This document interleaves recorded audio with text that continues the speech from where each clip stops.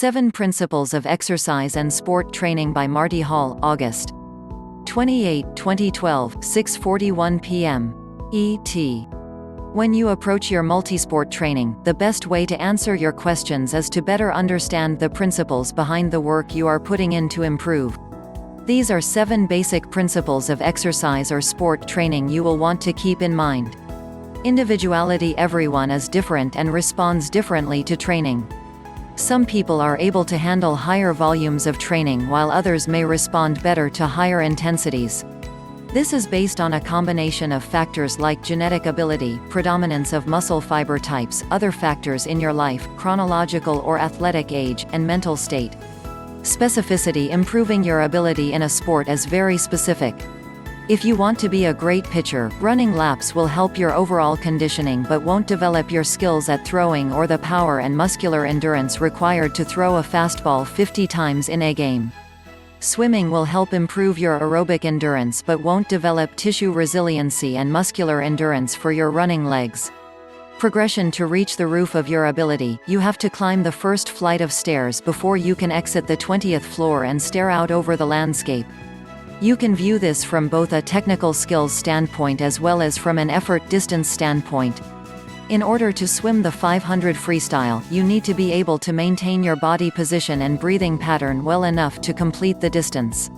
In order to swim the 500 freestyle, you also need to build your muscular endurance well enough to repeat the necessary motions enough times to finish.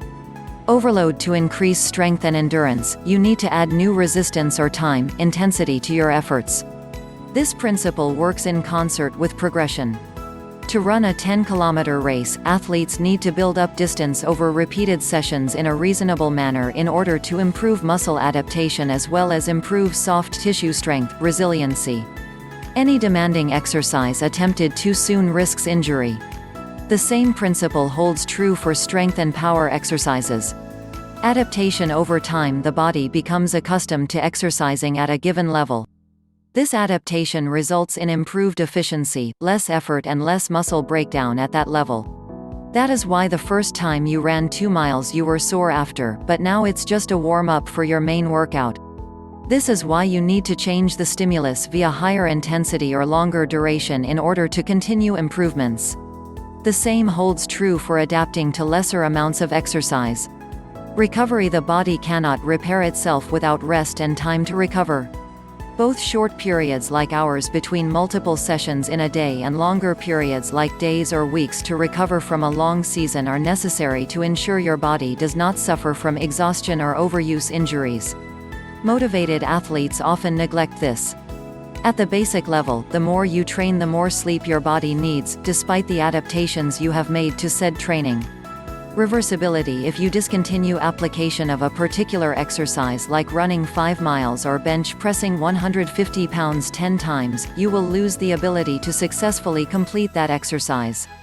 Your muscles will atrophy and the cellular adaptations like increased capillaries, blood flow to the muscles, and mitochondria density will reverse. You can slow this rate of loss substantially by conducting a maintenance, reduced program of training during periods where life gets in the way, and is why just about all sports coaches ask their athletes to stay active in the off-season.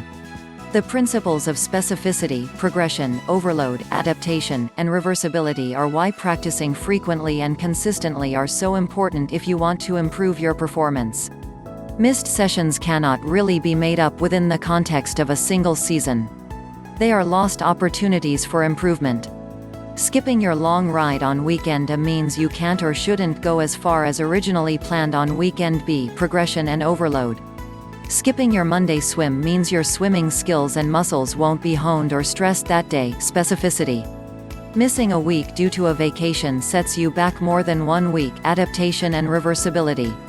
Apply these principles to your training to get a better understanding of your body and how to achieve success. Et al.